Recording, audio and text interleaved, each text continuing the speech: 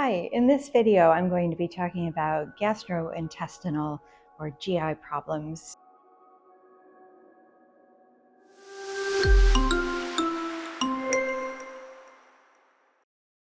When you're being treated for breast cancer, there are really four main problems that we think of when we think of GI problems. There's nausea, vomiting, which is much less common, but of course really troublesome, constipation, and diarrhea. I'll go through each of these in turn. First of all, it's important to know that not only can chemotherapy in particular cause these side effects, but the medications we use to prevent other side effects from chemotherapy can also cause some of these problems, like constipation, for example. So it's not just the chemotherapy that might be causing trouble, but other things that you're getting to help manage those side effects, in addition to any underlying medical problems that you have that are associated with GI problems. Let's start with nausea. Nausea is actually more feared than vomiting. People sometimes have told me I'd rather just throw up and get it over with. Nausea shows up as stomach awareness, where you're maybe not quite at the point where you want to say you're nauseated, but you're just more aware of your stomach than you normally are. It's pretty unpleasant. It's how I feel when I'm on an airplane. Nausea itself, when it really amps up, is quite disruptive. As you know, if you've had it, it's really hard to concentrate on anything else if you're nauseated. Sometimes the best thing you can do is sleep, but there are some other things you can do. One is, if you're not vomiting, try to keep a little something on your stomach. And if you are okay with white flour, things like saltine crackers can be really helpful. Things that are really, really mild. The other thing is to eat small meals. So while you want something in your stomach much of the time, you don't want to have a very large meal. That is something you may end up regretting. You'll also want to avoid foods that have a lot of oil or grease in them. So even if it's cauliflower and it's deep fried cauliflower, I would say avoid that if you want to avoid nausea or if you're having nausea already. You also would like to avoid alcohol, which can upset the stomach and certainly makes us more prone to nausea from other causes. So if you're used to having a little bit of wine or something else at night, we generally recommend that you cut this out if you're experiencing nausea. A few things can really help that are natural. There's candied ginger, ginger lozenges, ginger tea, which is quite spicy, but most likely won't cause discomfort in your mouth if you're having that. So ginger tea can be really helpful. And ginger snaps can be helpful. Those kinds of things that we talk about when somebody's having morning sickness can be very helpful.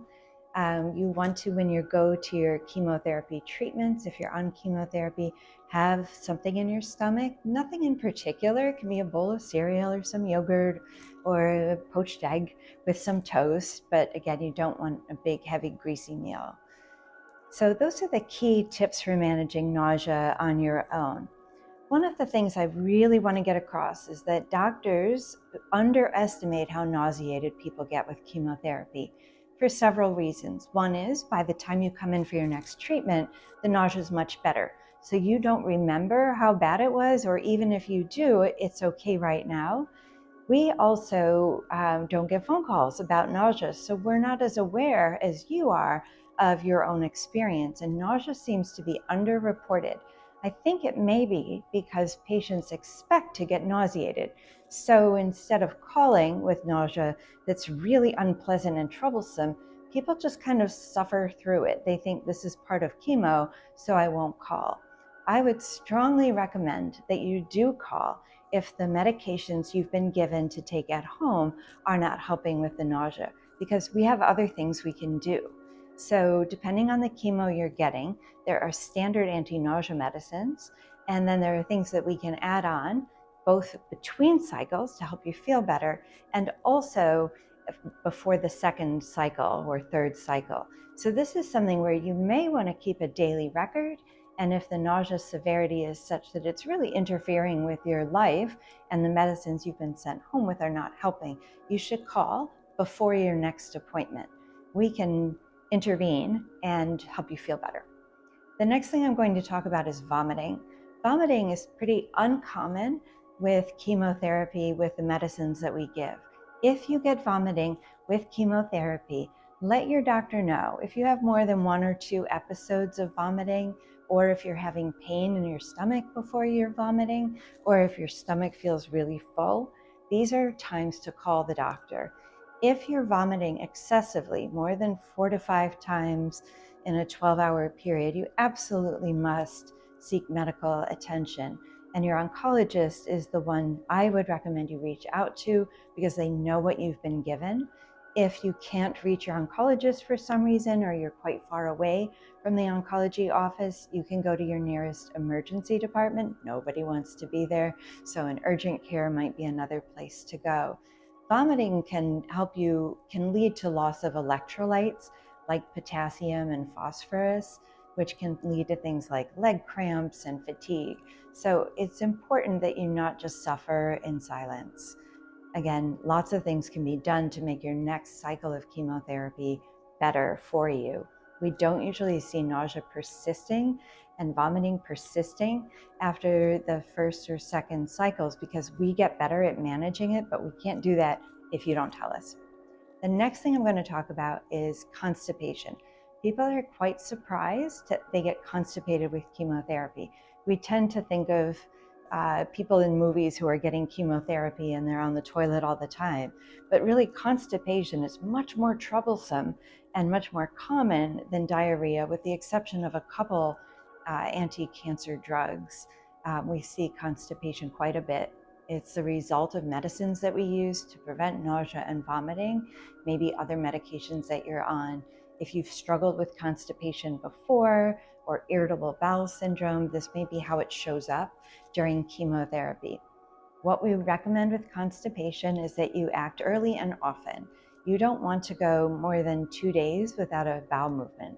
So if you don't have a bowel movement on Monday, you need to make sure you have one on Tuesday. Now, that's not the case if you're somebody who has 1 or 2 bowel movements a week, but if you're normally pretty regular and you go a day without a bowel movement, it's time to do something. There are all kinds of over-the-counter things that your oncologist's medical team can help recommend for you, and we also can give you a prescription if this is a chronic problem. Of course, every medication has side effects. Even sugar pills have side effects, so you want to weigh the benefits and risks of taking something to keep you regular. Ways you can do this naturally are with high fiber foods, so whole grains, legumes like beans can really help. Vegetables can help with this for the most part.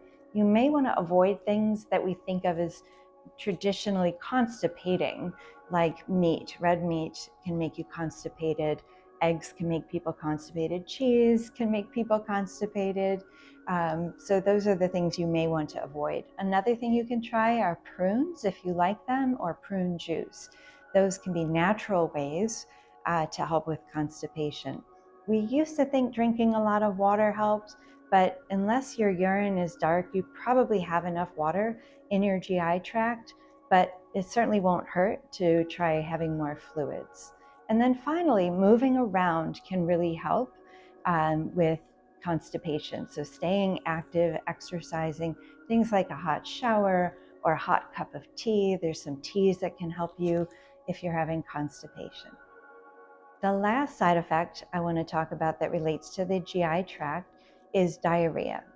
Diarrhea is pretty uncommon, with the exception of a couple medications. For one, pembrolizumab can cause severe diarrhea that can land you in the hospital, and docetaxel, the brand name of which is Taxotere, can also cause diarrhea. Really, any chemotherapy can if we overshoot on your constipation medications, but those are the 2 drugs that when we think of them, we think of diarrhea, and again, it can be quite severe. Diarrhea means different things to different people. For some people, it just means loose stool, but once a day, and to other people, it's frequent bowel movements. For us, it's a combination of both. So it's really the stool volume that you're putting out and also the consistency. Isn't this fun talking about bowel movements? So if your bowel movements are really liquidy and you're having a lot of cramps, even if it's just once or twice a day, this is something you're going to want to reach out to your doctor about. If you're having more than 3 or 4 of these large, high volume, loose, or even explosive bowel movements a day, you definitely need to call, especially if you're on pembrolizumab. So, do not hesitate to reach out. With diarrhea, just like with vomiting, you can lose electrolytes, which can make you very weak. There are other chemotherapy medications where if you get diarrhea with the first treatment, we may even have you hold. If you're taking pills for chemotherapy, we may have you hold the chemotherapy. That means stop taking it for a couple of days till your symptoms get better. So really the bottom line for all of these is stay in touch with your medical team. Don't wait till the next visit. You can call. One of the things that we love to do is tell somebody not to worry about a side effect and give them some natural ways of managing it. GI symptoms can be extremely distressing, and as we get better and better at managing other side effects, if you're having constipation or diarrhea, for example, this can really dominate your life. It can make it difficult for you to leave the house. And your medical team wants you feeling as good as possible. Obviously, you're not going to be at 100%, but we want you as close to that as possible. So never hesitate to ask. If you want to learn more about your treatment options and what medications and other treatments might be offered to you, visit yerbba.com. You can also check out our Instagram account. If this video has been helpful, click like and especially subscribe, because that helps other people find this video, and it'll also help you find our subsequent videos popping up in your feed.